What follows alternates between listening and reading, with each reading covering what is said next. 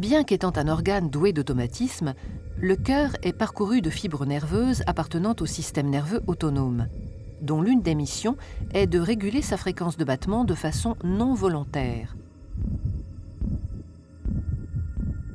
Il est composé de deux systèmes antagonistes mais complémentaires. Le système nerveux sympathique, qui est cardio-accélérateur, son activité provoquant l'accélération de la fréquence cardiaque,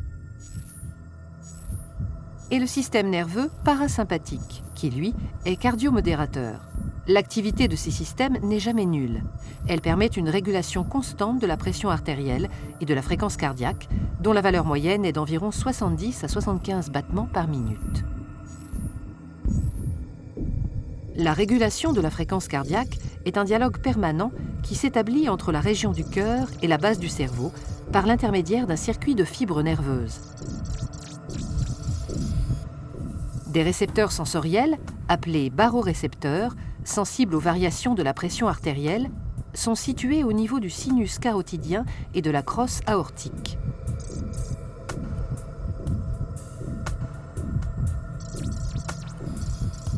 Au repos, l'activité cardio-modératrice l'emporte sur l'activité cardio-accélératrice.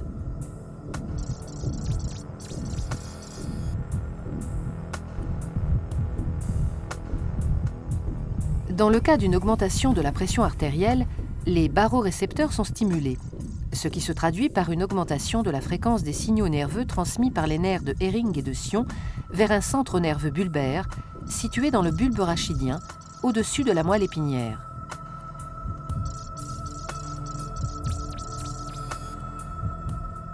Ce dernier élabore une réponse adaptée en augmentant l'activité des nerfs parasympathiques et en diminuant celle des nerfs sympathiques. Le ralentissement du cœur se fait par la libération d'un neurotransmetteur, l'acétylcholine, sécrété par le système nerveux parasympathique. En conséquence, fréquence et débit cardiaque diminuent, ce qui abaisse la pression artérielle en la ramenant à sa valeur normale.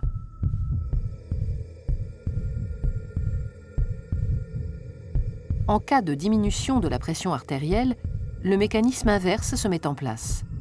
La fréquence des signaux transmis par les nerfs de Hering et de Sion vers le centre nerveux bulbaire est réduite.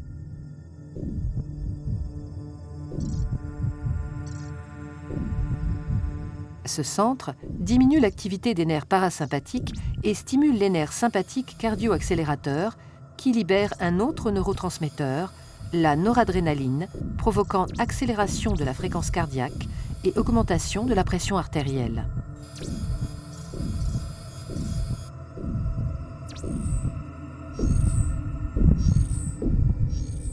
Ces mécanismes constituent une boucle de régulation qui contribue à maintenir la pression artérielle dans d'étroites limites autour d'une valeur de référence.